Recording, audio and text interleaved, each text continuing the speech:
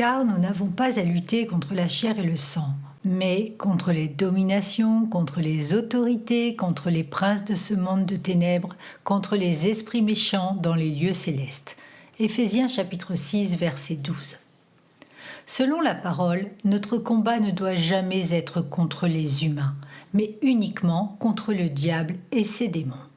Si le diable est notre ennemi, nous n'avons cependant pas à le craindre, car il a été vaincu à la croix, une fois pour toutes. Par contre, nous devons premièrement lui rappeler sa défaite, et deuxièmement ne plus nous laisser entraîner dans ce qu'il continue de nous proposer pour nous faire chuter. Même s'il a été vaincu, il reste néanmoins toujours à l'œuvre, et cela jusqu'au retour du Seigneur qui le jettera dans la géhenne définitivement. Jacques nous enseigne comment chasser le diable de notre vie. Soumettez-vous donc à Dieu, résistez au diable et il fuira loin de vous.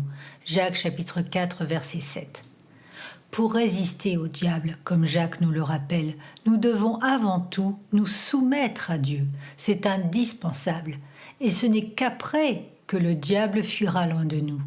Si nous n'obéissons pas à la parole, que nous vivons encore dans le péché et ne cherchons pas à faire la volonté de Dieu, nous n'aurons jamais la capacité de résister au diable. Il est malin et seule l'obéissance à Dieu peut faire échouer ses plans. Pas un chrétien n'est laissé de côté.